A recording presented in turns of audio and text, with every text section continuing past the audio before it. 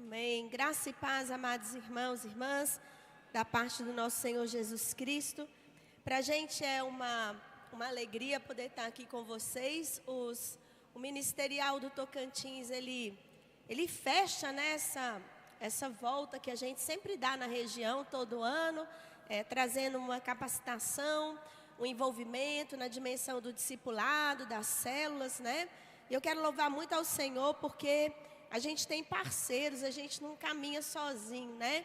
E em 2011, nós conhecemos o DNA, que era ministrado pela Igreja Batista Central de Belo Horizonte, onde a gente aprendeu sobre células, sobre discipulado, e tomamos um monte de lição de João Wesley, porque o povo estava estudando João Wesley mais do que nós, assim, né?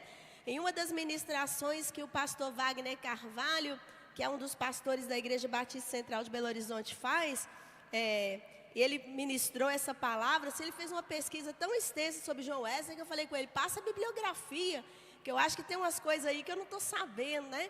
E todo lugar que a gente vai, a gente escuta falar sobre como João Wesley conduzia os seus grupos, né? E quando a gente conheceu essa comunidade, essa experiência, nos deparamos com metodistas de outros lugares, com batistas, com assembleianos, quadrangulares, igrejas de comunidade, gente de tudo quanto é lugar, que estava envolvida em um único projeto, né? E eu achava muito bonito o que eles diziam lá, o seguinte, Deus deu uma missão para nós, mas nenhuma igreja pode fazer essa missão sozinha. As igrejas do Senhor precisam se unir com um projeto de reino de Deus. O que nós podemos aprender, não é? E num dos nossos últimos encontros, a gente faz um retiro sempre em setembro. Infelizmente, esse ano eu não vou conseguir ir ao retiro do DNA, mas a gente faz um retiro anual, todo mundo conta lá o que está acontecendo. Num desses anos, eu fiquei assim muito emocionada, porque eles sempre listam, né, os líderes regionais que eles têm, as pessoas que estão divulgando a questão da célula, do discipulado. E aí, na lista dos nomes que eles botaram lá no quadro grande, apareceu o meu nome lá também, né? E aí eu falei, gente, mas eu venho aqui participar e tudo. Eles disseram, não, você dirige uma conexão. A conexão metodista do DNA está na sua direção, né? E aí eu falei, é bom que agora eu já tenho qualquer coisa, nada der certo, já tenho um emprego lá, que já botaram meu nome na lista do povo, né?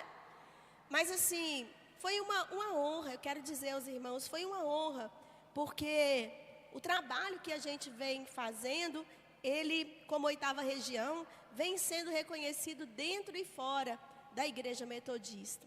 E isso é resultado do empenho de cada um de vocês.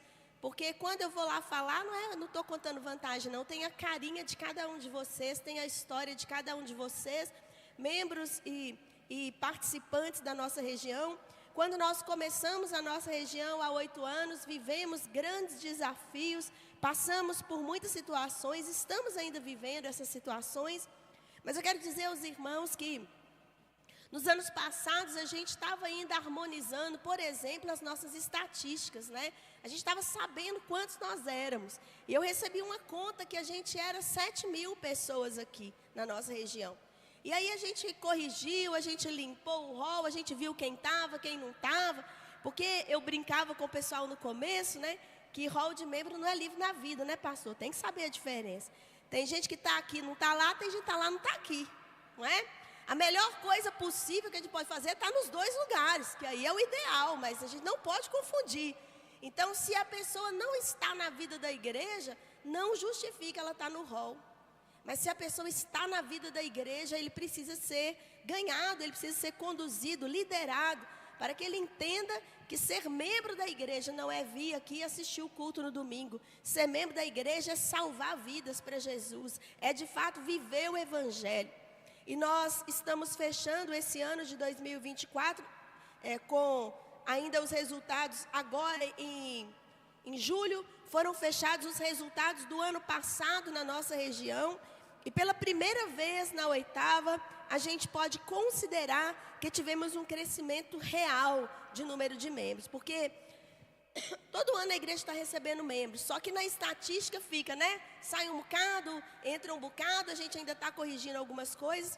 E o nosso resultado vai nos apresentar que efetivamente nas nossas igrejas de crescimento real, nós tivemos 358 novos metodistas incorporados à 8ª região. Se a gente fosse absoluto, eu tenho certeza que deu muito mais do que isso.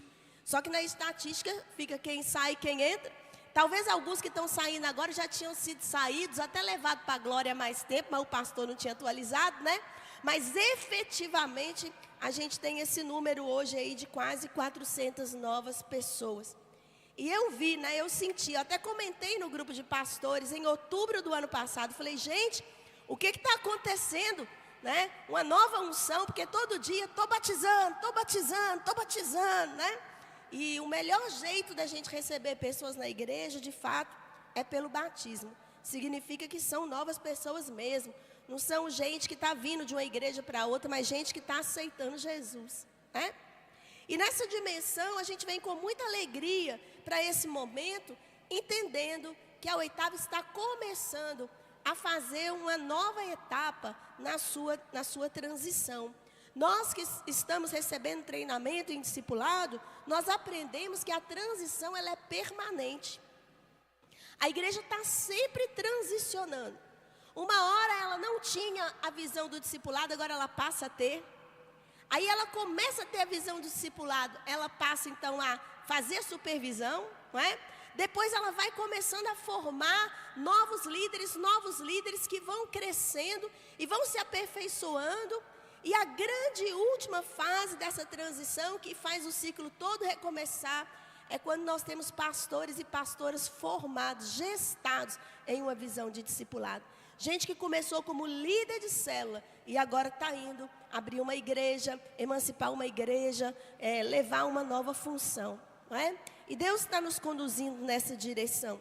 Nós também, do mesmo jeito que recebemos esse número de membros, nós estamos, segundo nossas estatísticas na 8ª região, no final de 2023, com 386 células na nossa região. E ó, nós temos um alvo, né, gente, que eu botei para vocês aí, para todos nós. Nós temos que chegar a 2027, no final do meu mandato aqui na região, eu quero entregar ao Senhor, né, 2.000 células, foi o que eu falei. É difícil, pastor? Não é difícil, não é não? Só botar firme, não é? Não é difícil, não. Deus está dizendo que vai abençoar a bagaça, não é? Mas o pastor usou uma palavra ali que eu gosto muito, que eu tenho dito para vocês, é desafiador. Porque quando eu digo que uma coisa é difícil, ela me paralisa. Mas você já viu que quando a gente desafia uma pessoa, ela fica ousada com a gente? Quero ver você fazer. Aí ele bota a mão na cintura, você vai ver, não é?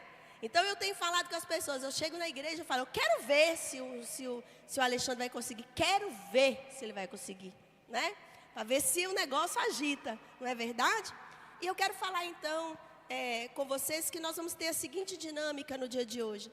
Agora de manhã, eu quero trazer para vocês, porque é necessário, algumas informações sobre a vida administrativa da nossa região, sobre coisas que são necessárias todo mundo na igreja entender. Eu venho reparando que às vezes a gente vem e fala para um grupo só, vamos conversar só com os tesoureiros. Mas o resto da igreja não sabe o que o tesoureiro faz. E às vezes se o resto da igreja souber, vai ajudar o tesoureiro a fazer melhor. Às vezes tem gente que não sabe o que os ministérios fazem. Ou esse nome bonito que a gente arrumou, a clã, né? Às vezes o novo convertido chega aqui na igreja e fala, a gente vive em tribo, porque esse povo tem clã, né? Eles acham que eles ficam esperando a gente vir com chapéu de viking na cabeça, os 2 chifres, um negócio assim, não é? Aí a gente então tem que explicar para o pessoal o que é clã, né? Coordenação Local de Ação Missionária. Esse povo administra a igreja. Outro dia eu estava numa igreja e a pessoa falou comigo, mas eu sou do Ministério de Louvor. Eu falei, eu só canto. Falei, não, quando você se assenta na clã, você administra a igreja. Então você tem que entender, porque a corda que compra aqui, a bateria, o aquário bonito botaram, custou alguma coisa. Foi necessário fazer orçamento, investimento, pesquisa. Quem está participando precisa entender o seu papel. Então a gente vai falar um pouquinho sobre isso nessa manhã. E a seguir eu quero fazer uma ministração sobre a vida de vocês, de fato, nesse sentido da espiritualidade, né? De a gente entender o nosso papel de líder. O que é um líder é muito importante. Às vezes a pessoa está lá na célula fazendo uma tarefa, mas não entendeu o que ela lidera. Qual a importância e papel disso. E na parte da tarde, nós vamos ter uma experiência, amados irmãos e irmãs, de imersão. Eu falei com o Marcelino que só os amigos do DNA fazem essas coisas. Ele pegou um ônibus num lugar chamado Central, na Bahia, né?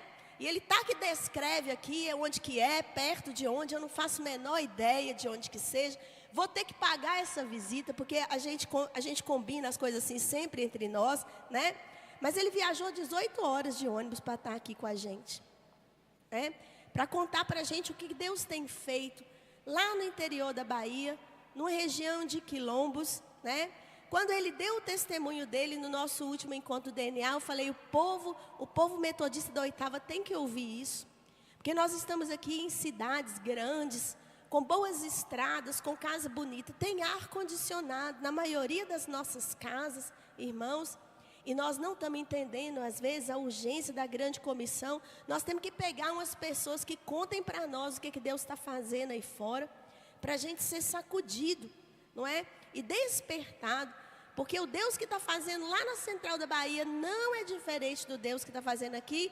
O que está trabalhando lá na Igreja Batista não é diferente do Deus que está trabalhando aqui. E os impedimentos que o Senhor tem derrubado lá na Igreja Batista, na Quadrangular, na Assembleia, não são diferentes das barreiras que Deus quer derrubar aqui. Nosso Deus é o mesmo, não é? A diferença é a entrega do servo. Quanto mais o servo entrega, mais o Senhor aparece. Quanto mais o servo diminui, mais o Senhor cresce, como a gente mencionou aqui nessa manhã, né? E eu quero então despertar vocês nessa direção, né? Sobre a importância desses elementos para nós. Ele vai estar com a gente na parte da tarde. Vocês vão nos desculpar que eu acho que está todo mundo gripado, constipado e com a garganta ruim, né? Hidratem-se, por favor, para ninguém passar mal hoje. Beba bastante água, né? E a gente vai seguir. Então, na parte da tarde vai ser essas ministrações com ele. Ele vai trazer aqui algumas palestras. Nós vamos ter alguns intervalinhos para a gente dar uma esticada, para a gente se conversar, se falar. E vamos encerrar, então, com um momento à noite também de estarmos diante do Senhor. Vai ser um dia assim puxado, mas pega a sua canetinha, seu caderninho, anota tudo, seu celular, não olha o WhatsApp não, abre o bloquinho de notas, né? Anota tudo, porque Deus precisa de você nessa missão. Decidiu contar com você e você vai participar junto comigo, amém? Em nome de Jesus. Eu vou começar então dizendo para vocês um pequeno versículo, né, que está lá no livro de Crônicas. A nós perdendo nossas anotações aqui. Deixa eu abrir minha Bíblia aqui.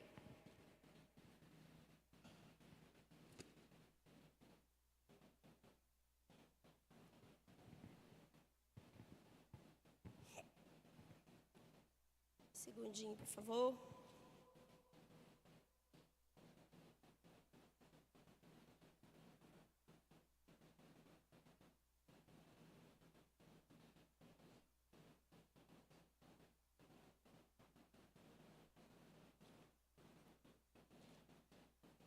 Em 2 Crônicas, capítulo 24.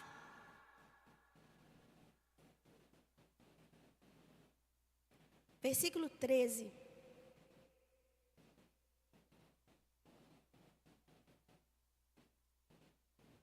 Segunda Crônicas 24, versículo 13. Apenas esse versículo.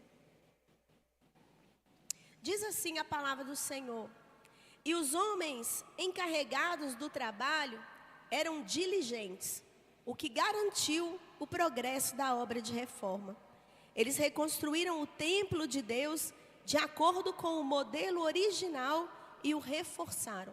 Os homens encarregados do trabalho eram diligentes, o que garantiu o progresso da obra de reforma.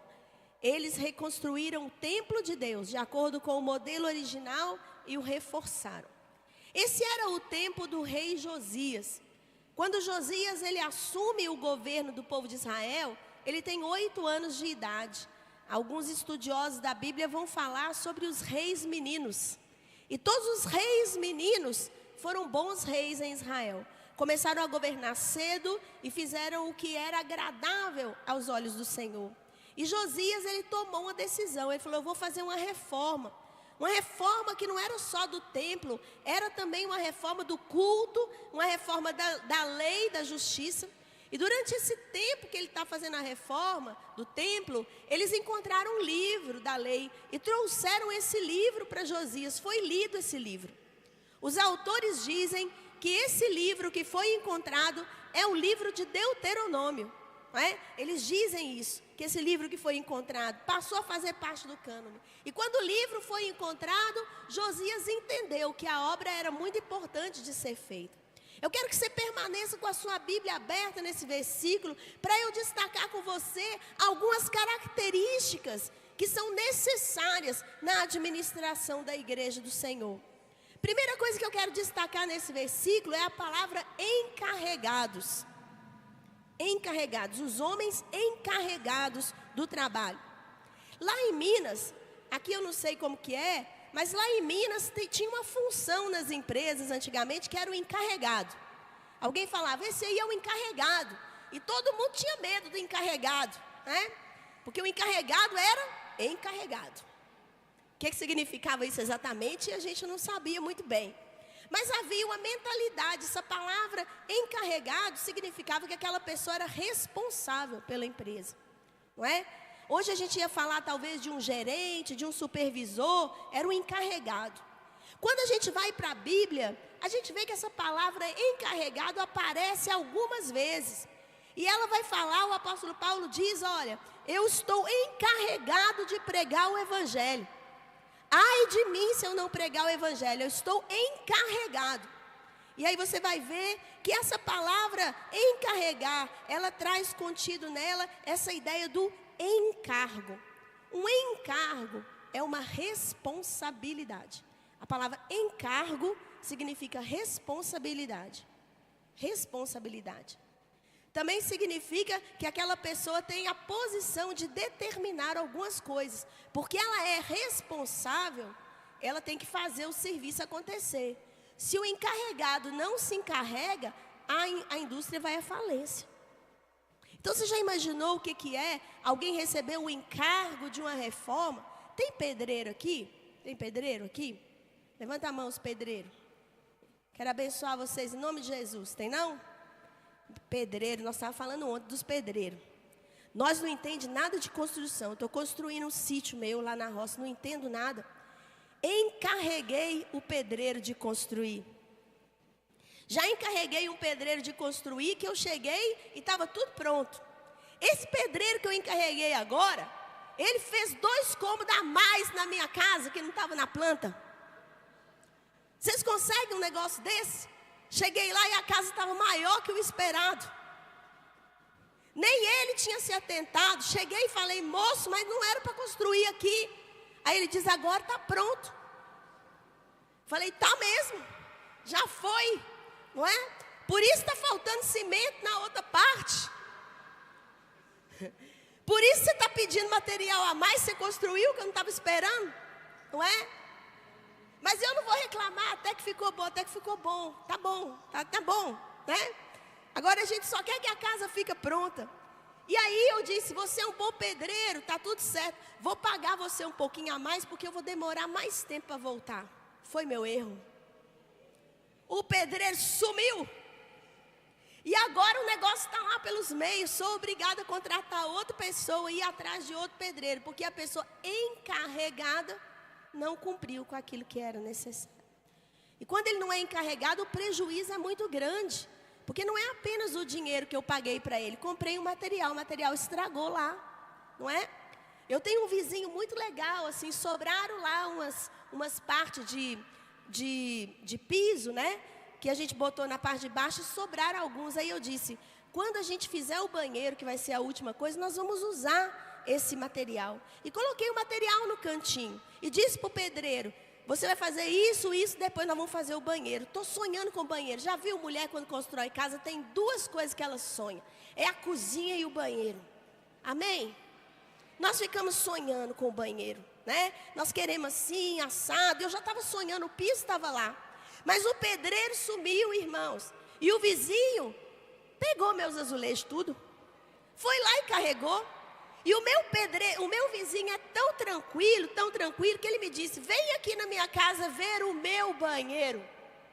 Cheguei lá, o meu piso todo no banheiro do vizinho. Ei, irmão, mineiro é muito tranquilo, vocês têm que entender. Eu não posso brigar com o meu vizinho, porque a minha casa que eu estou construindo fica a 1.000 quilômetros de Brasília. Então só vou lá algumas vezes no ano.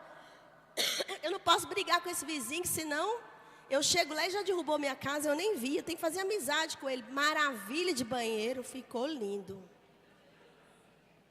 Né? Tudo isso porque alguém encarregado não fez a sua parte. Vocês estão entendendo onde eu quero chegar? Quando você é encarregado de uma obra do Senhor e você não assume a responsabilidade, as coisas desperdiçam. A gente tem um vizinho de reino, tem o reino da luz, tem o reino das trevas, eles são vizinhos. Quando você não cumpre o seu encargo, o vizinho rouba seus azulejos, você está me entendendo? E isso não é sobre banheiro, não é? E aí, então, ele é nosso vizinho, ele está aqui na espreita, é um dom, é uma situação, e aí a gente já perdeu. Então é preciso que a gente se sinta tomado de responsabilidade. O Senhor, quando Ele nos chama, Ele espera que nós sejamos responsáveis. Que a gente seja encarregado, que a gente entenda o encargo. Mas a palavra encargo, além da ideia de responsabilidade, a palavra encargo também ela traz um sentido de honra. Porque alguém encarregado é alguém que foi assumido diante de todos. O meu sítio está sendo construído numa cidade pequena chamada Itamaraty de Minas. Tem 4.000 habitantes. Aquele pedreiro não soube a honra que ele estava vivendo, porque eu fui pastora 11 anos naquela cidade. Todo mundo me conhece. Quando diz assim, está construindo o sítio da pastora e do pastor? Porque o pastor e a pastora são exigentes. O povo lá da cidade acha que a gente é bravo com tudo quanto é coisa. Porque a gente levava a igreja firme ali. Então, quando diz que está trabalhando para o pastor, duas coisas é certo. Uma, que você vai receber todos os seus direitos, porque a gente sempre paga direitinho tudo que a gente se inventa. Trabalhar para a gente é uma honra lá na cidade. E a nossa recomendação faz diferença. Se a gente falar, fulano é bom de serviço, todo mundo contrata. Se a gente falar, não é bom, ninguém contrata. Dar o cano na gente é ficar mal falado na cidade. Como assim? E o pedreiro está enroscado. Já ligou para a gente depois. Vocês falaram alguma coisa? Uai, a gente falou, né? Nós tivemos que ir no dono da empresa de construção e dizer, não vende mais para ele no nosso nome, não, porque ele sumiu. Então, às vezes, ele chega aqui e fala alguma coisa. Ele deixou vocês na mão? Foi. Pronto. Né? Irmãos, nós temos um privilégio, o Senhor nos chamou e nos deu um privilégio. O Senhor tem uma boa reputação e uma boa fama. Quando Deus diz, esse é meu servo bom e fiel, acabou. Ninguém vai falar mais nada. Quem vai dizer o quê depois que o Senhor falou alguma coisa? Satanás ficou lá rodeando e o Senhor falou para ele, viste meu servo Jó? Aconteceu de tudo, mas Deus disse, na vida dele você não toca. Deus bota um limite. Quando Deus diz alguma coisa a nosso respeito, Deus bota um limite, irmãos. Nós temos uma reputação a zelar e Deus empenha o nome dele com a gente. A gente às vezes não percebe. Observe que quando você ora, você fala assim, em nome de Jesus, amém. Jesus te deu uma procuração. Você está fazendo as coisas no nome dele. Eu não dou procuração minha para qualquer um. A pessoa vai lá e diz, a bispa Ideide mandou. E olha que tanta gente está fazendo coisa sem nem procuração no meu nome, né? Mas eu não dou procuração. Mas o Senhor deu. Deus colocou a procuração dele na nossa mão e disse, você pode fazer coisas em meu nome. Um procurador é uma pessoa que é como se fosse o procurado. Quando você dá a procuração, aquela pessoa age no seu nome, é como se fosse você. Quando você coloca a sua mão sobre alguém, é Jesus que está colocando. Quando você pega a tarefa da igreja para fazer, é Jesus que está fazendo. É no nome dele. Então você tem que entender o que é isso. Porque se Jesus revoga a procuração, a gente não entra em lugar nenhum mais. É tão sério andar sem a procuração de Jesus, que certa vez umas pessoas quiseram fazer isso, falsificar a procuração. Chegaram lá e disseram: demônio, nós te expulsamos em nome de Jesus, a quem Paulo prega. O que o demônio respondeu?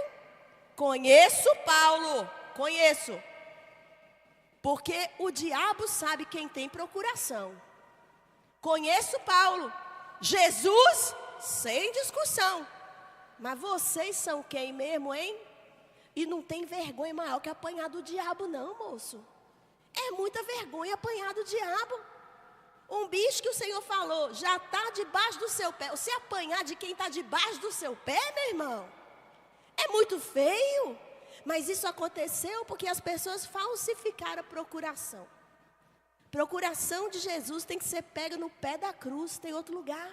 É no pé da cruz que se pega a procuração. Então, do mesmo jeito que tem responsabilidade, tem privilégio. Aquele pedreiro podia andar em todo Itamaraty de Minas, dizer: trabalho para o pastor, muitas coisas iam aparecer. Outros serviços iam aparecer para ele, porque trabalho para o pastor. Mas agora zangou o negócio, porque a gente não pode recomendar quem não teve responsabilidade. E isso é uma coisa que é espiritual. Estão acompanhando comigo? Isso não é sobre construção, nem sobre sítio. Mas são coisas que acontecem na nossa vida diária, que tem lições espirituais. E esses homens encarregados do trabalho, porém diferente do meu pedreiro, eles eram diligentes. O que é uma pessoa diligente? É uma pessoa que não desanima, que cumpre prazo, que faz entrega, uma pessoa que entrega o serviço. É diligente, não é? Tudo aquilo que dá dificuldade, ele acha um jeito de sair. Tudo aquilo que é bom, ele aproveita. É uma pessoa que está ali atenta, perceptiva, percebendo todas as coisas. Esses eram esses homens, diligentes. O Senhor está pedindo da gente diligência. Uma outra palavra que a gente poderia colocar aqui, eles eram perseverantes. Perseverantes. Porque essas obras antigas, a gente não faz elas assim, né? Tem 4 anos que eu estou fazendo minha casa, que construir a distância é uma luta, né, gente? 4 anos que eu estou fazendo. Junta um dinheirinho, faz, junta um dinheirinho, faz. Já me deu vontade de desistir, chutar o pau da barraca, mas agora já está de concreto o pau da barraca. Se eu chutar, vou machucar o pé. Tem que acabar. Começou, tem que acabar. Porque um negócio pelos meios não adianta. É triste. Jesus falou assim: um homem vai construir uma torre, ele tem que fazer um orçamento. Ele tem que saber se ele vai conseguir construir, porque se ficar pelo meio, as pessoas vão dizer: começou e não acabou. E eu não sei vocês, mas tem uma estrada, quando está chegando lá em Minas, que tem uma construção assim na beirada dela. Eu e o Otávio passamos lá toda vez e falamos assim: moça, esse homem começou a construir e não acabou. Até hoje não acabou. E toda vez que a gente passa lá, a gente fala: gente, esse moço começou e não acabou. Toda vez. É um monumento à incapacidade. Quando isso acontece, vira um museu, todo mundo começa a falar: começou em 1980, botou uns tijolinhos, tal, né? Queria fazer uma coisa grande, não conseguiu. Então assim, você imagina o que é isso para a gente como igreja do Senhor? A gente deixar as coisas pelo meio, frustrar as pessoas, não levar adiante nossos projetos.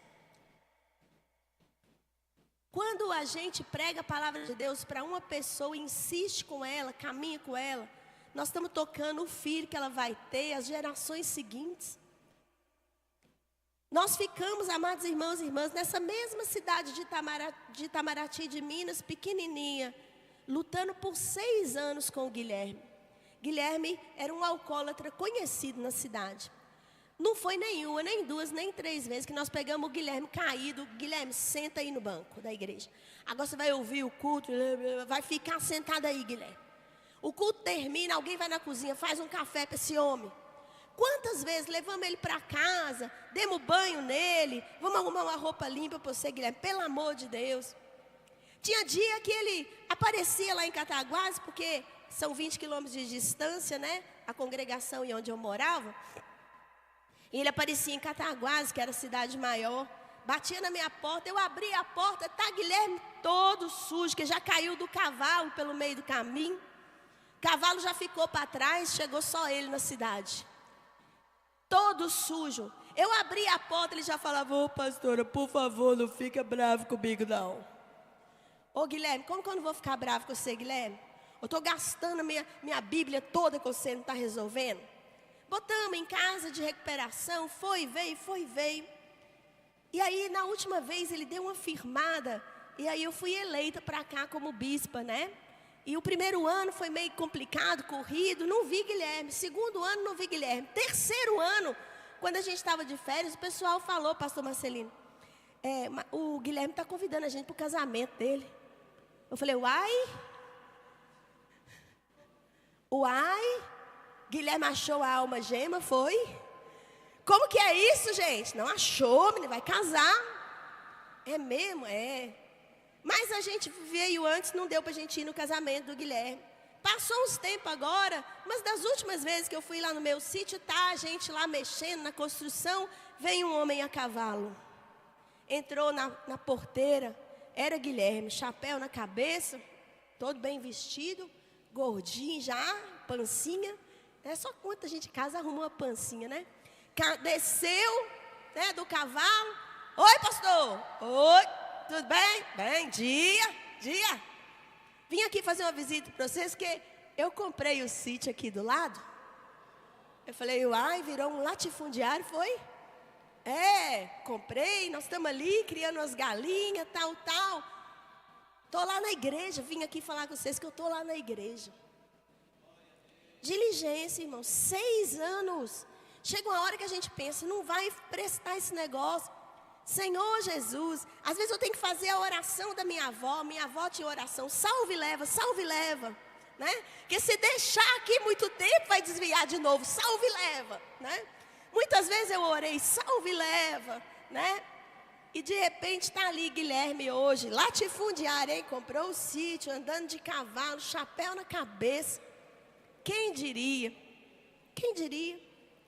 Então, irmãos, a gente passa muita luta na vida, discipular alguém, resgatar alguém. Às vezes a gente está achando que está comprando fast food, que está comprando hambúrguer do McDonald's, mas não, irmãos. Isso aqui discipulado é hambúrguer artesanal, meu irmão. Não é fast food, demora, tem que sentar e esperar que a coisa aconteça. E para isso é preciso ser diligente. E o texto diz o seguinte, os homens encarregados do trabalho, os homens que entenderam que eram responsáveis pelo trabalho, eram firmes. E o texto segue dizendo, isso garantiu o progresso da obra. Garantiu. Eu quero dizer para você que se você for encarregado, se você assumir a responsabilidade e você for diligente, isso vai garantir o progresso da obra. As pessoas vão ver o progresso da obra. Eu quero dizer para você que Deus está fazendo uma obra na igreja, mas Deus também está fazendo uma obra na sua casa. Deus está fazendo uma obra na sua empresa. Deus está fazendo uma obra na cidade. Nós temos que entender que nós somos encarregados e nós temos que ser diligentes, porque se a gente for, isso garante o progresso da obra. Vamos olhar para nós aqui, como nossas igrejas começaram, como nossa vida começou, nossa história, não é? Às vezes a gente está igual aquela pessoa que diz assim, quando eu comecei, eu era jovem e pobre, hoje eu sou pobre, né? Tem gente que só tem essa história para contar. Mas tem gente que diz, olha, quando eu comecei, ninguém dava nada por mim, mas Jesus deu. Quando ninguém dava nada, Jesus deu. E porque Jesus deu, hoje eu tenho tudo que é necessário. E às vezes a gente não confia no Senhor que garante a obra e com gente encarregada e diligente. E as coisas são assim. Eu estava conversando esses dias com uma pessoa que deseja ser pastora, sabe? E essa pessoa falou, eu quero a vocação pastoral, bispo, eu quero. Mas às vezes eu fico preocupada. Com o que, minha filha, você está preocupada? Eu estou preocupada que às vezes, eu tenho um padrão de vida que meu pai e minha mãe me deu. E eu fico preocupada se a minha filha vai ter esse padrão de vida. Eu tenho medo de ir para o ministério e a minha filha não ter o padrão de vida que eu tenho. Eu queria dar para ela pelo menos o que eu tenho. E eu disse para ela, quantos anos a sua filha tem? Ela falou para mim, tem filha não. Aí eu falei, mas você é casada? Ela disse, não tenho nem namorado. Aí eu falei, minha filha, mas como você pode estar preocupada com a eventualidade de uma filha que você não pode ter, de um casamento que você não sabe se vai casar, e você está empenhando todo o seu medo, você está garantida no seu medo. Queria contar um negócio para você, eu tenho duas filhas. Eu já passei aperto? Passei. Pastores estão aqui, quem nunca passou aperto no ministério? É todo dia, meu irmão, é uma enxadada, uma minhoca. Mas a gente come todo dia, meu irmão. A gente almoça e janta, meu irmão. Já teve dia, e eu conto para vocês, já teve dia de eu estar lá na minha casa. Quando eu era pastora lá na Barra do Jucu, Marcelino sabe onde que é. Em 1999 não tinha uma rua calçada. Em 2000 o bispo me nomeou para lá. Cheguei lá, não tinha uma rua calçada. A minha casa era de fossa, não tinha encanamento. A primeira noite que eu dormi, o bispo mandou meu marido, nós chegamos em fevereiro, o bispo mandou meu marido para Moçambique, 2 dias depois da mudança chegar. Vai lá em Moçambique me representar. Vai meu marido para Moçambique, fiquei sozinha para começar a organizar a igreja, botar as coisas no lugar. Um calor que Deus dava, fevereiro no Espírito Santo, meus irmãos, deixei a janela aberta para dormir. Estou dormindo. De repente eu senti ploft no meu braço, um trem gelado. Eu já levantei, acendi a luz, um sapão assim, ploft no chão. Eu disse para o sapo, quem fica no quarto, você ou eu? Ele ganhou. Fui para o sofá.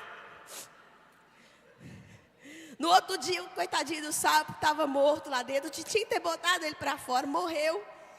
Meus irmãos, eu fiquei horas e horas para pegar um sapo morto na pazinha, para botar ele para fora de casa. Esse era o primeiro lugar.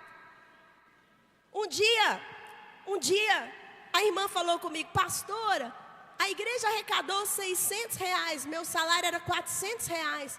A média de um pastor na oitava era 800, da quarta era R$800. Eu ganhava metade do valor de um pastor. E aí, ela falou assim, pastora, só tem R$600 no caixa. O aluguel da casa que a senhora mora é R$600. O que eu faço? Eu pago o seu salário ou eu pago o aluguel? Aí eu falei, um salarião desse, né? Sem teto. Melhor ficar com fome dentro de casa do que comer e depois não ter onde dormir. Paga o aluguel, E aí ela foi e pagou o aluguel, né? E eu olhei para as minhas coisas e falei, Senhor, é aquela hora que todo mundo vai viver na vida, meu irmão. Você tem, como diz o Ariano Suassuna, o que é ruim de passar é bom de contar. E aí eu estou contando para vocês. Eu olhei e não tinha nada em casa para comer. Graças a Deus ainda não tinha a filha. Quer estar com medo? Ainda não tinha a filha. E olhei as minhas panelinhas e falei, Senhor, saí de casa para isso não. Jesus falando comigo, você não viu nada, você não viu o que fizeram comigo. Você não tomou chibatada ainda. Você não foi presa de madrugada. Ninguém falso veio te dar beijinho. Você não sabe, né? E eu orei e falei, Senhor, olha a minha situação. Vou eu, uma mulher casada, ter que ligar para o meu pai para pedir para ele ajuda financeira, né? Nós queremos ser independentes, nós não queremos fazer essas coisas. Me ajuda. Nessa hora, irmãos, que eu estava orando, alguém bateu lá na campainha. Eu abri a porta e era uma pessoa que eu nunca tinha visto. Ele disse para mim, Deus me mandou vir aqui. E estendeu um envelope para mim. Dentro do envelope tinha exatamente o valor do meu subsídio do mês. Eu falei, Senhor, nem 50 a mais para uma pizza?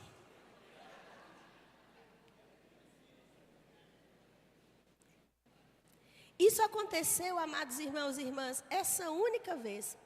Eu passei apertos até muito maiores do que esse. Mas Deus me mostrou naquele dia que se eu não depender dele, que outra garantia que eu quero ter para o meu ministério? Vocês acham que a gente consegue cuidar de ovelha na força do nosso braço? A gente não consegue cuidar nem da gente mesmo.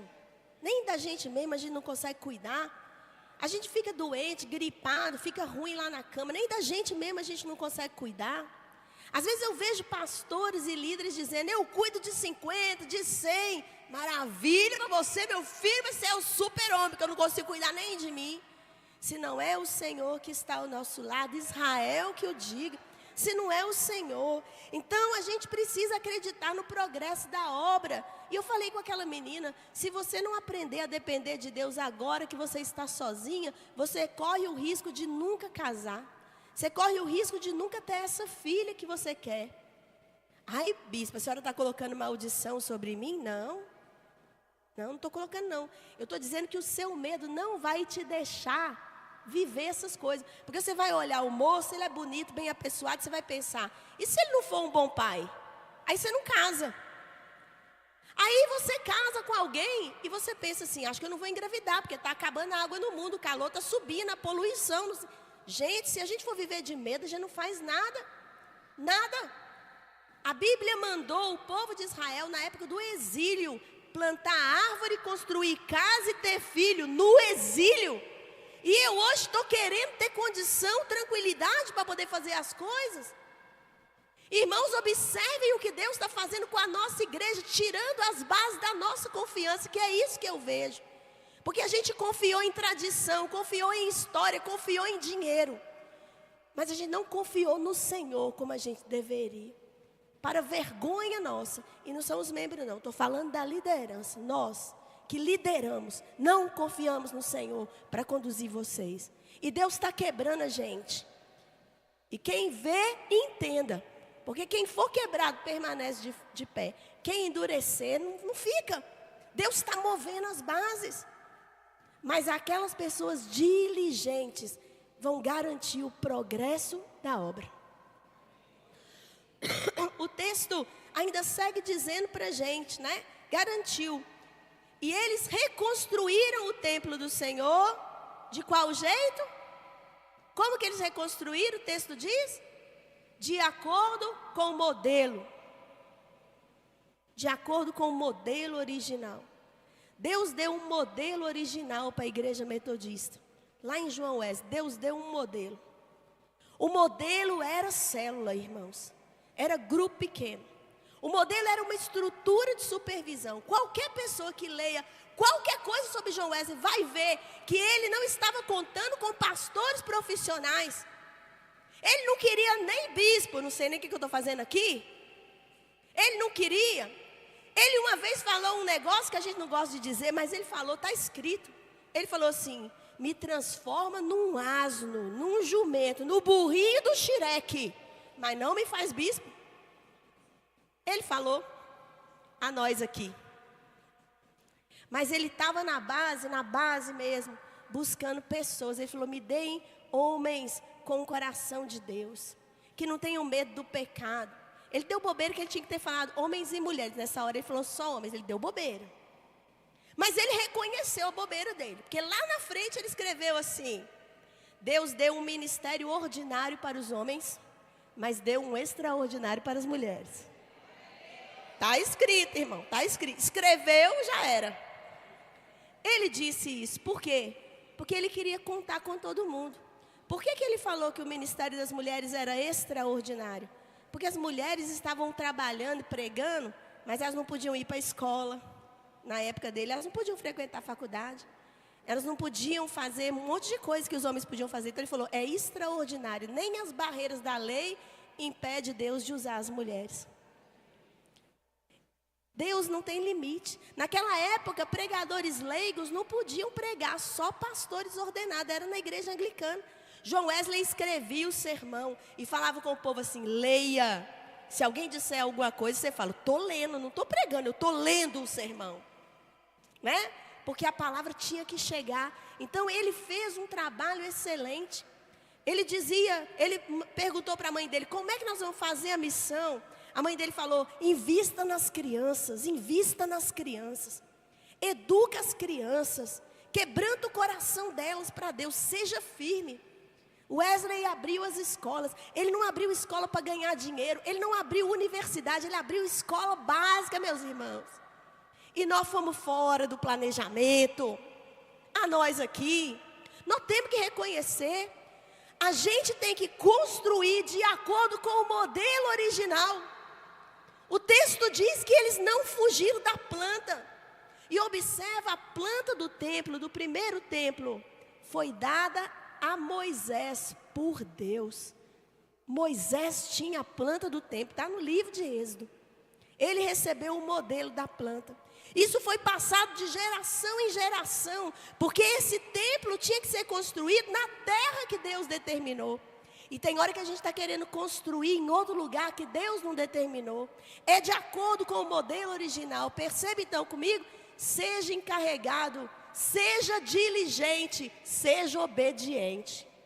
Seja encarregado, seja diligente, seja obediente. De acordo com o modelo original. Mas já havia se passado muito tempo desde a primeira construção. Eles estavam construindo no mesmo lugar.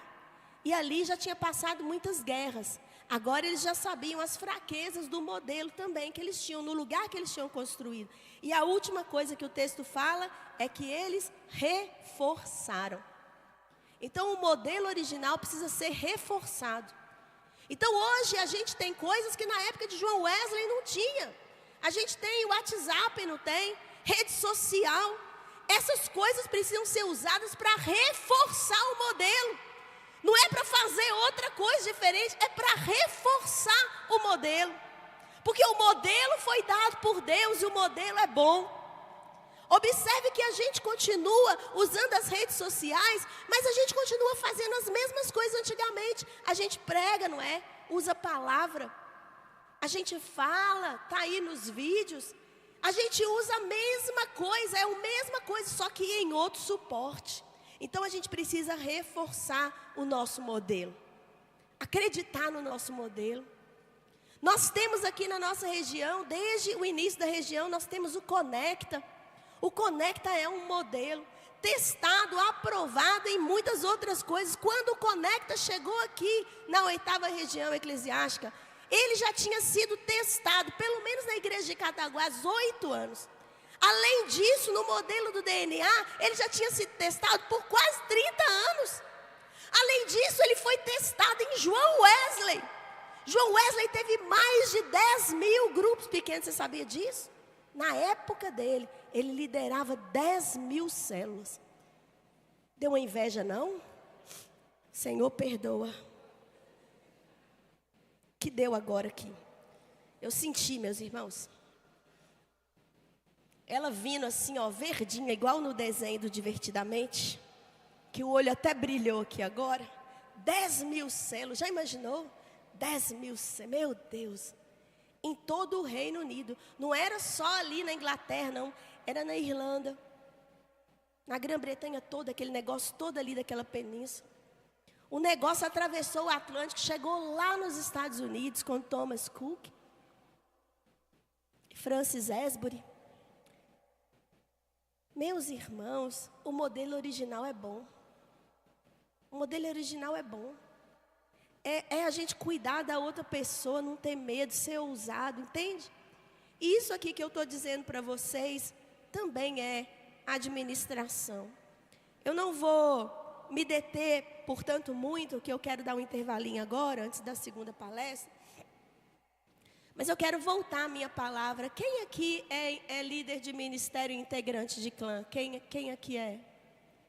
Amém? Eu queria mudar o foco um pouquinho hoje com vocês. Quando a gente se senta, e quem aqui não é, um dia pode vir a ser. Porque a liderança da igreja tem essa coisa de novas oportunidades e aberturas. Se você não está liderando um ministério hoje, não está liderando uma célula hoje, você está liderando a sua casa. Você está liderando. Se você não está liderando a sua casa, eu sou um jovem, não estou liderando minha casa, meu pai que manda lá. Você está liderando a sua vida. Você é líder da sua vida. Você toma decisões. Eu vou tomar café da manhã, não vou tomar café da manhã, isso implica na minha saúde, não implica? Eu vou comer aquela costela que o Nilson fez ontem lá na casa dele, ou eu vou ficar só na salada? São decisões que a gente toma. E essas decisões impactam a vida da gente. Eu quero dizer para vocês tomarem uma decisão, se tornem amigos do Newton hoje aqui. Porque só os amigos podem entrar lá na casa dele para comer aquela costela. Se é seu interesse, comece hoje. Invista, invista. Tem anos que eu estou cevando ele para conseguir comer essa costela. Não foi de um dia para o outro. Decisões que a gente toma. E quando a gente não tem consciência dessas decisões, e a gente toma elas sem pensar, a gente pode chegar àquele momento que a decisão que eu não tomo, o médico toma por mim. Minha nutricionista tomou uma decisão por mim. Falou comigo, 10 quilos menos, 9 centímetros menos nessa cintura. Perca essa barriga. Porque o exame mostrou que eu estou com uma gordura lá no fígado, vê? E aí eu chego lá e às vezes o médico fala comigo, para a sua idade você está bem. Isso não é nenhum incentivo, meu povo. São decisões que eu tenho que tomar. Eu quero ter mais saúde. E aí ela me perguntou, por que você está vindo aqui agora na nutricionista? Antes dela me dar a terrível notícia que eu tenho que perder 10 quilos. Ela me perguntou, por que você veio aqui? E eu disse para ela assim, porque eu quero gerenciar o meu envelhecimento. Eu tenho 50 anos, eu vou piscar, vou fazer 60. Vou piscar, vou fazer 70. Quando eu tiver 70 anos, eu quero conseguir dirigir meu carro e dar uns rolé por aí afora. Então eu tenho que saber, eu tenho que gerenciar o que eu estou fazendo agora. Olha só, nenhuma igreja pode avançar se ela não pensar 10 anos para frente. Anota isso que eu estou te falando. Ninguém pode prosperar na sua carreira, no mundo de hoje, se ele não pensar a sua vida 10 anos para frente. E aí quando você senta na clã para fazer o planejamento da igreja, você só pensa assim, quantos louvorzão nós vamos fazer esse ano? Quantas reuniões de oração? Isso não é planejamento, não. Isso é atividade.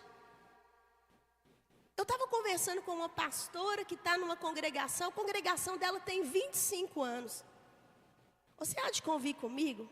Se você tem um filho na sua casa que tem 25 anos, não formou no ensino médio, você não tem um problema? Você tem um problema. Você tem um filho que tem 30 anos, não tem um emprego, você não tem um problema, não?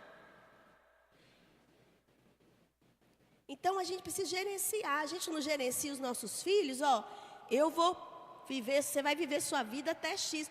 Vocês hoje, juventude, eu tenho que dizer, vocês têm muitas dificuldades que não teve na minha época de estudante. Eu acho que ser jovem hoje é muito mais difícil do que era na minha época. Tem gente que discorda de mim, mas eu digo, fala amém que é para vocês ficar protegidos. É mais difícil ser jovem hoje. O jovem antigamente, quando ele tinha problema com a pornografia, é porque ele comprava uma revista Playboy e escondia debaixo do colchão. Se a mãe descobrisse a revista, ele estava lenhado, mas era a revista. Quando ele estava na escola, quando ele estava no outro lugar, ele não tinha acesso à pornografia, porque ela estava escondida debaixo do colchão dele. As tentações eram menores. Hoje em dia, essa porcaria está aqui, todo lugar. E a sua tentação aumenta mais. É pior ser jovem hoje em dia. É mais difícil. Bullying.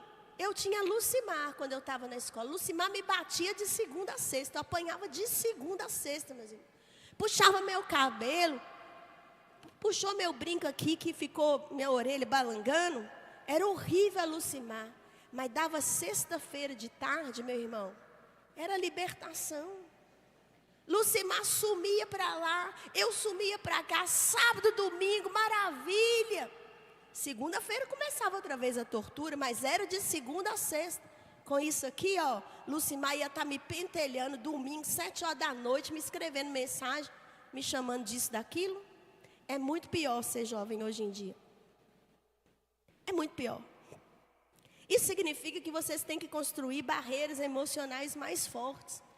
E nesse sentido, nós como pais e mães, às vezes temos falhado, porque nós esperamos que vocês se comportem como a gente. mas vocês estão lidando com outras lutas.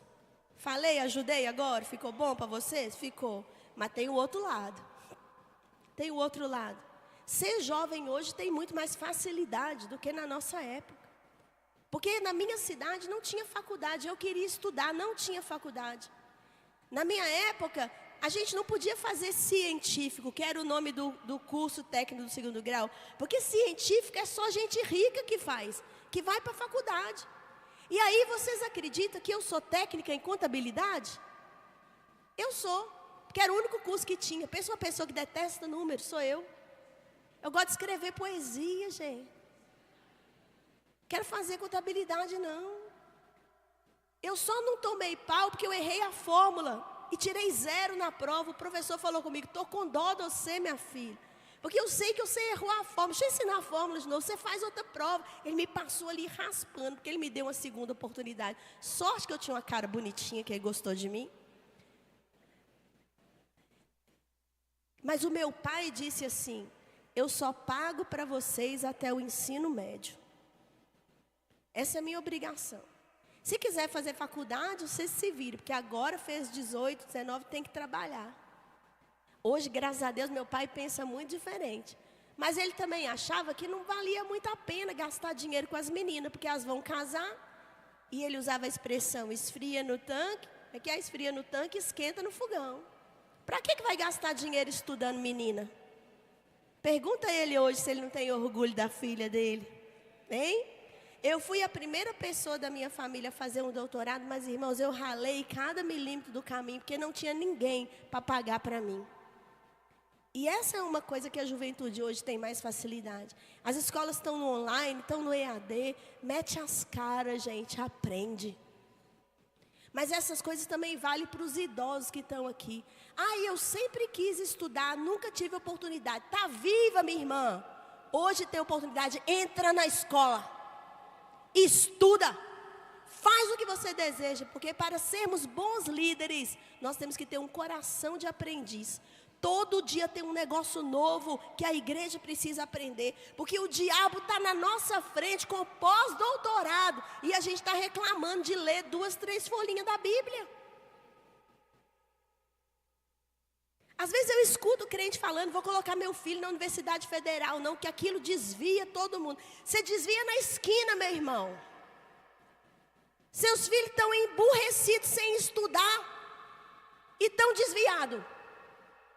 Não, a gente tem que ser como Moisés, que morou dentro do palácio para aprender, porque no deserto ele precisou do que ele aprendeu no palácio. Ele ia ganhar do faraó sem saber? Paulo estudou a cultura toda dos romanos, foi a única pessoa capaz de pregar o evangelho, porque Pedro dizia, não entro na casa do gentio não. Ia morrer seco lá em Jerusalém, precisava de Paulo. Nós precisamos de gente entendida, instruída em todo lugar. E precisamos aprender a administrar a nossa igreja como se ela, nessa parte administrativa, fosse uma empresa, porque ela é. Porque a gente fez as coisas de modo amadorístico, nós estamos com problema. Porque tinha que ter gente capacitada, instruída, estudada para fazer aquilo. Porque para responder ao governo, tem uma instituição lá em Brasília que nós estamos com problema com ela. E aí o Ministério Público escreveu, Alexandre, no papel, está escrito assim, essa instituição não pode receber dinheiro do governo porque não sabe prestar conta. Vocês estão entendendo? Não é porque teve roubo, não é porque teve desvio, é que não sabe prestar conta, não sabe dizer como que usou, mas não sabe dizer como. Porque para responder as perguntas do governo, tem que ser alguém que estudou aquelas coisas. Tem que ser um gestor de política pública. Porque eu digo, gastei R$10 com papel higiênico, não é assim que escreve não. É do outro jeito diferente.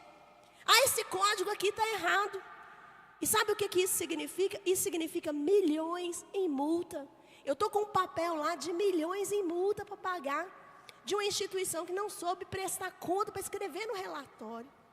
Então, quando você decide, eu quero ser um coordenador de louvor, você tem que entender de louvor, Tem que entender de música, de partitura, de hino, de teologia, de estudar, porque você está liderando a bagaça do ministério.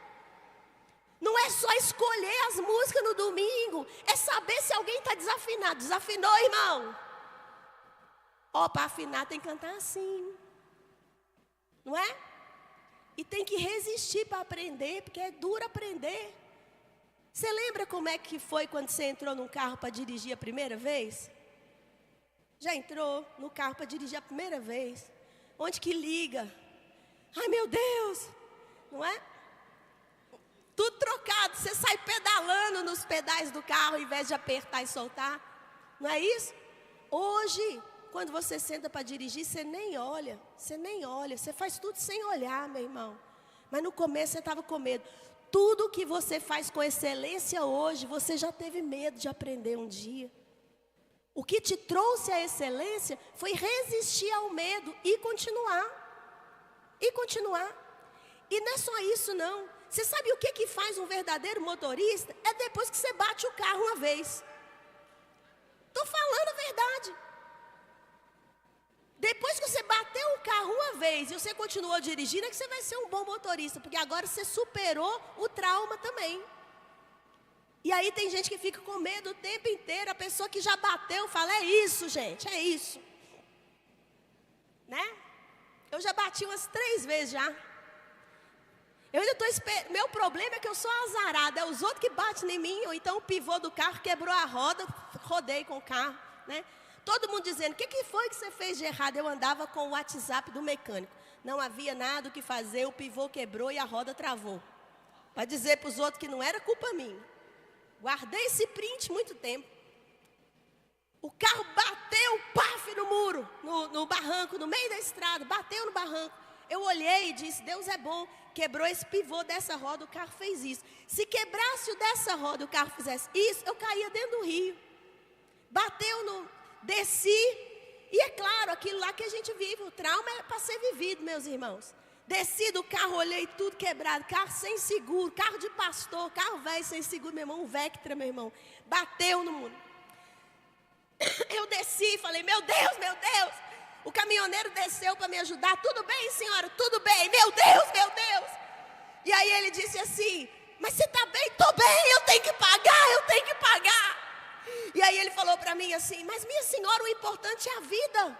Eu disse, a vida está aqui, mas eu tenho que pagar. Mas paguei, gente. Comprei outro carro depois. As coisas andam na vida da gente, mas a gente tem que ter disposição. Então, quando você se sentar na sua clã, entenda o seu lugar ali. Você não senta na clã da sua igreja, na liderança, para discutir o ministério de louvor.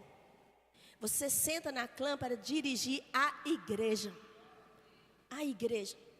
O tesoureiro, ele não está ali para dizer, também não quero que compre a corda. Também não vou deixar comprar isso. Você não é dono do dinheiro da igreja. Você está ali para administrar a igreja. Quando a gente senta para administrar a igreja, a gente trabalha não é pela demanda do ministério. Nem o pastor trabalha por aquilo que ele quer. Ele trabalha por aquilo que é projeto. Por isso que eu falei que você tem que ter visão de 10 anos para a sua igreja. E eu estava conversando, não esqueci não, que eu larguei uma congregação pelo meio aqui com 25 anos. Vocês lembram, né? Eu larguei ela aqui, não terminei a história. Eu disse para a pastora, se você não planejar daqui mais 25 anos, você vai estar nesse mesmo lugar. Quantas células você quer daqui a 5 anos? Uma vez eu perguntei isso para os pastores, para alguns pastores. Como é que você pensa em estar daqui a 10 anos? Sabe o que alguns me responderam?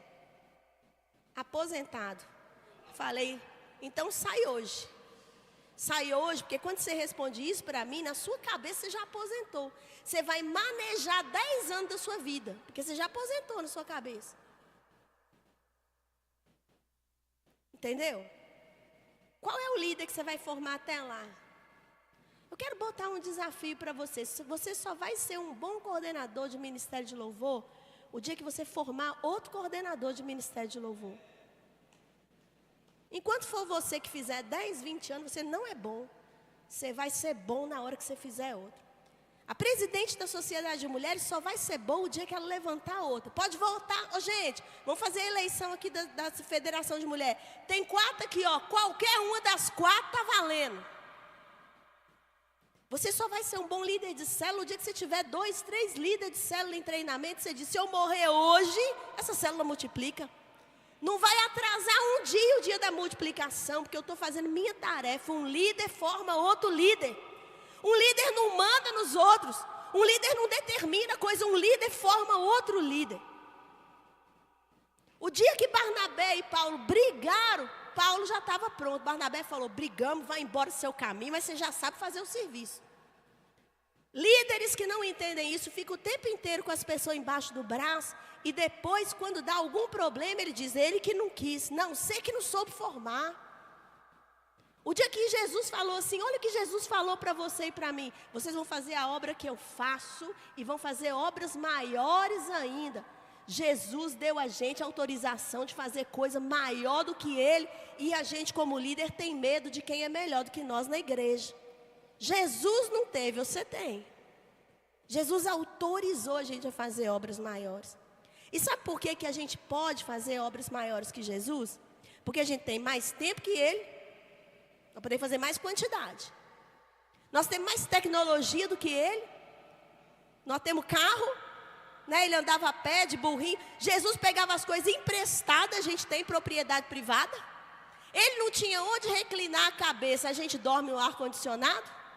Nós podemos fazer muito mais coisas que Jesus. Se a gente não fizer, Jesus vai olhar para a gente e falar, vocês são ruins de serviço, hein? Mas então eu tenho que entender que a minha tarefa não é levar o meu ministério para dentro da clã. A minha tarefa é o meu ministério servir ao projeto da igreja. E avançar no projeto da igreja. Então eu tenho que ter uma visão de futuro. Entendeu? Uma visão de futuro. Todo mundo está falando, precisa ter uma visão. Já vi essa palavra, toda hora a gente fala sobre visão. Mas a gente não traduz isso na coisa mais simples. Sabe o que foi que eu fiz, que me fez perceber que o meu pedreiro tinha construído 2 cômodos a mais na minha casa? Por que eu percebi que ele tinha construído 2 cômodos a mais? Porque eu tinha o projeto. Entendeu? Se eu não tivesse uma casa desenhada, como que eu ia saber se estava certo ou errado? A gente quer fazer a igreja sem desenhar a igreja. Desenha a sua igreja, meu irmão. Desenha seu ministério, desenha sua célula. Na clã, debata sobre isso. Põe aí agora quantos membros a gente quer ter. Que tipo de membro a gente quer ter? Para qual segmento da sociedade a gente vai falar? Porque se eu quero ser pastora aqui em Porto, é de um jeito. Se eu quiser ser pastora na Central, lá na Bahia, é de outro jeito. Eu tenho que desenhar. Como é que vai ser lá? Marcelino vai contar a história dele. Tem 500 anos de experiência lá no Espírito Santo. Chegou lá na Bahia, muita coisa não servia mais. Para tudo isso aqui que eu fiz, não deu mais certo não. Eu tenho que me tornar aprendiz. Ouvir o povo. Ouvir o povo. Quero nem saber não. Chegou no Centro-Oeste, senta e come esse piqui, meu irmão. Come o piqui. Não é? Meu Deus do céu, ainda não tem coragem de meter o dente ali na sementinha, mas o arroz já vai. Não é? Porque se não comer piqui, tem gente que eu não vou conversar com eles. Outro dia alguém fez um comentário lá e eu falei, isso é para acabar o piqui do Goiás. Aí o povo falou, agora você é daqui mesmo. Agora é. Citou. Chega aqui na Tocantins, meu irmão, tem que comer o biscoitinho com cana, meu irmão. Tem que comer. Aí, pronto, tem. Peixe na beirada lá da praia. Tem que comer, meu irmão. Entender o lugar. Estuda a sua igreja. Estuda a sua igreja.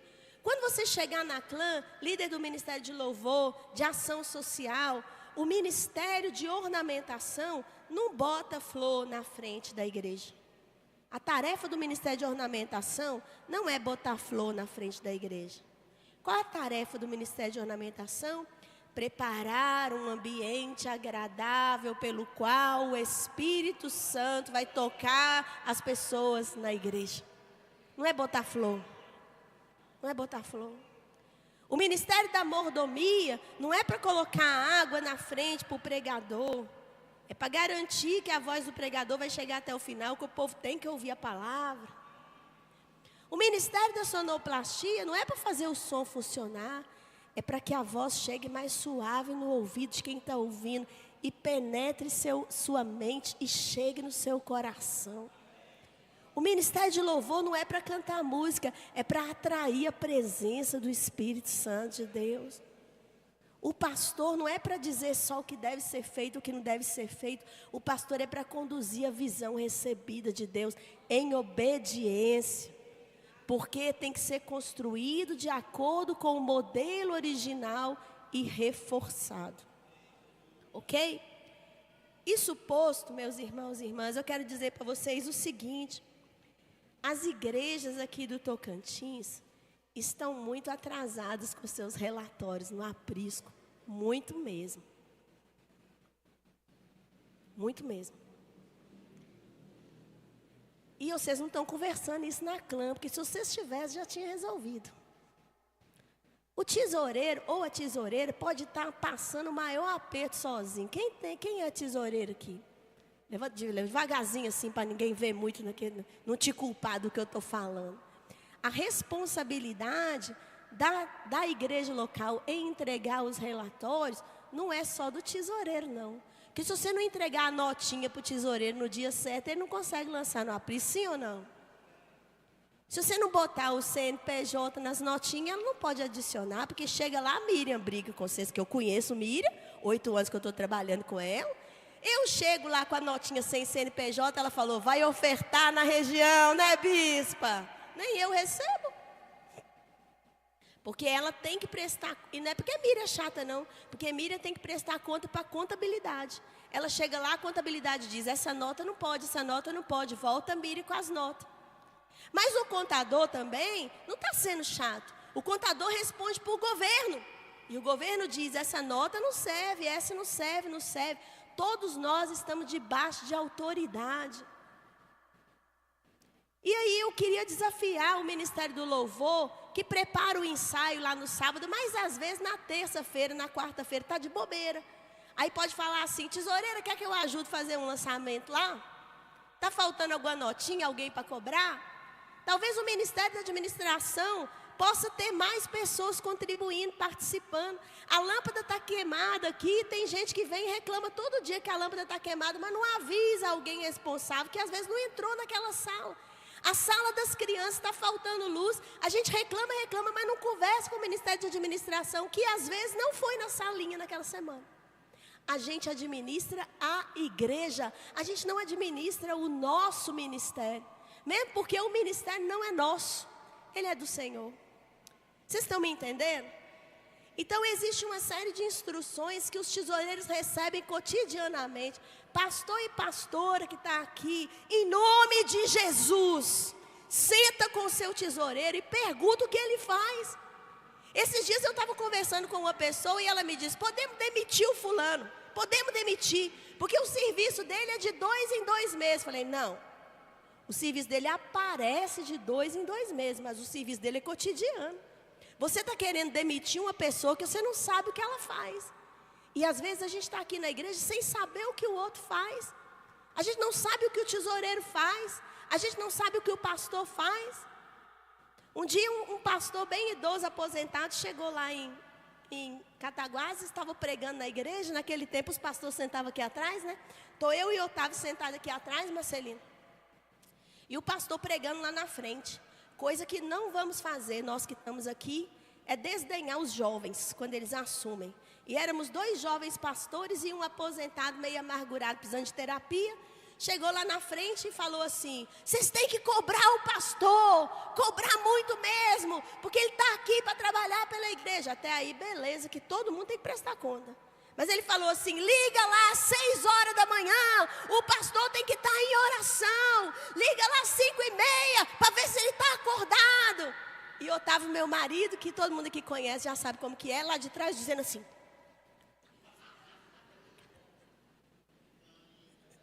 6 horas da manhã, tenha santa paciência, né? Mas o que eu quero dizer com essa história, que é uma brincadeira que não é, na hora de fazer uma cobrança indevida, todo mundo às vezes se coloca, mas na hora de fazer o serviço, poucos aparecem. Liderem,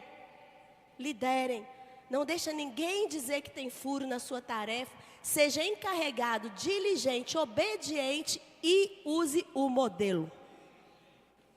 Essas são as lições de administração que eu quero trazer para vocês. Porque às vezes a gente está inventando a roda.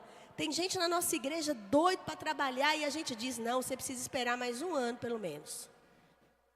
Tem gente que está na nossa igreja que poderia fazer um negócio e a gente não deixa porque não, tem que ser mais perfeito. Se uma coisa vale a pena ser feita, ela vale a pena ser feita imperfeitamente. E ela vai ser feita de novo e de novo até ficar perfeito. Nada nasce perfeito, meus irmãos. Tudo começa imperfeito e vai se aperfeiçoando. A Bíblia fala que a tarefa da igreja é aperfeiçoar os santos.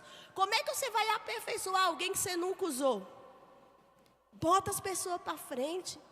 Tesoureiros, chamem gente, senta lá, mostra o aprisco. Eu queria te mostrar como é que é. Treine o próximo. Se ele vai ser eleito, não vai ser eleito no dia do concílio, não cabe. Aí a igreja decide, mas tem 5, 6 treinados. Se eu morrer amanhã, esse trabalho não fica fora do lugar. Vai acontecer. E nós não podemos entender, então, que a administração é uma coisa chata. Vocês viram? Falei sobre administração com vocês. Não é chato. A gente tem que aprender. Eu comecei dizendo para vocês que eu me formei técnica em contabilidade. Nunca gostei disso. A tarefa do episcopado exige. Eu sento com a minha tesoureira. Me conta como é que está. Abre as contas para mim. Me explica. Eu recebo lá um documento. Eu mando para o advogado da região. Traduz para mim que eu quero entender. Outro dia eu vi um moço na televisão que eu achei maravilhoso, né? Ele falou, um videozinho na internet. O cara inventou esse negócio há 2000 anos, eu só tenho que entender, né? Eu não posso deixar aqui ficar sem entender. O cara fez a bagaça, eu só tenho que entender. Agora eu vou sentar meu bumbum nessa cadeira e vou estudar, porque eu vou entender. Meus irmãos, essa é uma pessoa diligente. Eu vou entender. Eu posso não ser um grande pianista, mas se eu quero tocar uma música, eu vou sentar aqui até aprender a tocar essa música. Eu não quero ser pianista, eu quero tocar essa música. Eu quero fazer tal coisa com excelência, eu quero entender. Aquele meu irmão é maravilhoso, eu quero ajudar ele, eu quero entender. Então, quem está na administração tem que entender as demandas do louvor. Quem está no louvor tem que entender as demandas das mulheres. Quem está nas mulheres tem que entender a demanda dos homens. Os adultos têm que entender as demandas dos jovens, dos juvenis, dos adolescentes. Tem que entender. Tem que entender. Uma vez eu peguei todas as pessoas da clã da igreja que não queriam investir no ministério de crianças porque achavam desperdício e falei, nós vamos fazer a reunião da clã lá na sala das crianças. Ah, mas saiu todo mundo de lá pronto para fazer o que precisava. Eu fiz eles fazer anotação com os lápis das crianças, sentar nas cadeirinhas. E eles saíram de lá entendendo. Porque se a gente não toma o lugar, a gente não entende. Vamos entender. Tem o INSS do pastor que tem que ser pago, o pecúlio do pastor que tem que ser pago, o governo exige um monte de dever nosso, a gente toma multa, meus irmãos. A gente pegar e pagar 5 mil, 6 mil de multa porque não entregou o papel, uma vergonha, irmãos. O dinheiro das pessoas é dízimo no altar, a gente desperdiçando recurso. Não podemos. Quando alguém disser para você, faz isso, seja diligente, não demora, não deixa te cobrar de novo. Porque essa pessoa está sendo cobrada também. É isso que vocês têm que entender na missão. Quando o pastor traz uma demanda, o pastor está sendo cobrado também. Pode falar, amém, pastor, sou chata, não sou? Mas tem alguém me cobrando também. Se tem uma pessoa que entendeu isso, foi o centurião. Senhor, manda uma palavra, meu servo vai ser libertado, porque eu sou sujeito à autoridade. Tem alguém que manda em mim. Eu sei o valor da palavra, porque alguém manda em mim. Então, eu quero que você pegue os cânones da igreja de vez em quando, vê lá as atribuições da clã. Quando você for reclamar da sua liderança, vê o tanto de coisa que o líder tem que fazer. A clã tem um monte de responsabilidade, estuda, conheça a sua igreja. Não pega os documentos só para reclamar no concílio, não. Pega para entender a sua igreja. Fala, o que eu posso ajudar? Você é um participante. Se você não puder fazer nada, você pode orar. Se não houver nada ainda que você descobriu de vocação, orar você pode. Levantar sua mão e abençoar você pode. Porque o templo foi construído. Porque homens entenderam que eram encarregados. Foram diligentes, obedeceram. Seguiram o projeto. Garantiram o progresso da obra. O progresso que você quer para a sua igreja está na sua mão. Você pode garantir o progresso da obra. E é isso que eu quero ministrar nessa manhã para vocês, sobre a administração da igreja. Nós vamos passar depois alguns materiais. Queria muito que Miriam tivesse podido estar aqui hoje, ela não está, para informar vocês. Mas a gente tem uma série de impostos que a gente tem que pagar, a gente tem uma série de deveres que a gente tem que cumprir. E eu quero testemunhar que nesses 8 anos da tarefa da Miriam nessa região, a gente tem que honrar as pessoas presentes ou não. A 8ª região eclesiástica, ela não deve nenhum imposto hoje. Ela não deve nenhum subsídio de pastor. Até o nosso concílio, nós tivemos um dinheiro que foi bloqueado, vocês sabem, né, na região, em 2020. No meio desse dinheiro foi levado um dinheiro da aposentadoria de vários pastores, meu inclusive. Até o concílio nós teremos pago todo esse dinheiro que foi levado com recursos da nossa região. O Conecta hoje, ele tem sustentado um trabalho de acompanhamento aos pastores. Nós temos projetos sociais na nossa região. 36 projetos foram levantados do ano passado até agora. Projetos sociais em toda a nossa região. Tem o que vocês conhecem aqui. Nós temos um corpo jurídico hoje na nossa região que nos apoia.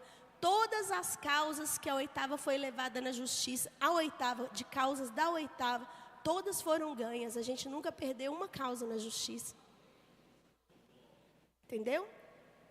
Nós temos trabalhado, meus irmãos. E hoje nós temos 18 pessoas estudando para serem pastores da nossa igreja. 18 jovens que começaram esse ano. Sem contar os alunos que já estão aí se formando.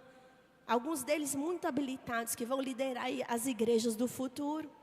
Nós temos feito a nossa parte.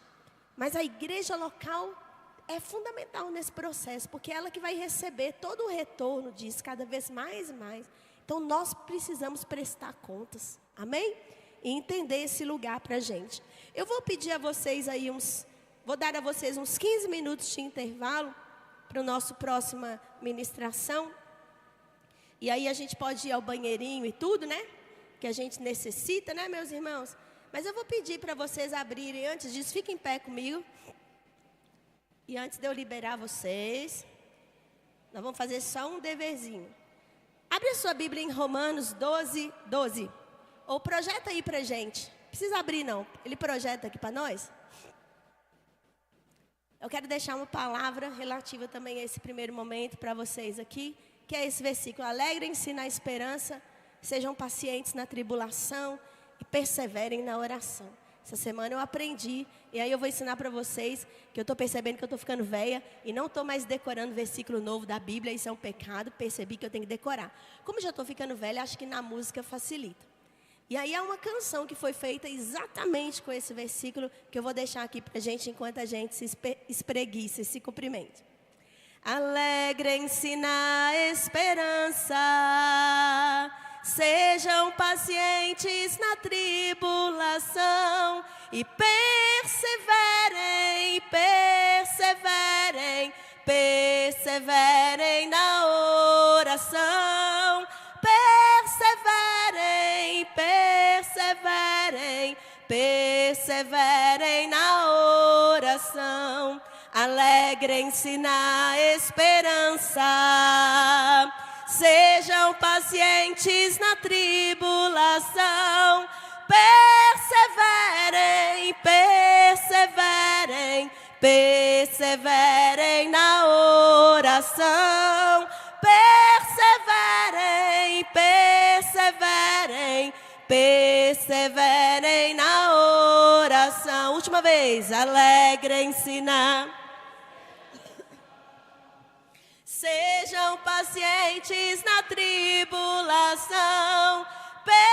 Perseverem, perseverem, perseverem na oração. Perseverem, perseverem, perseverem na oração. Amém. Intervalinho aí para nós. 11h15 a gente volta, tá bom?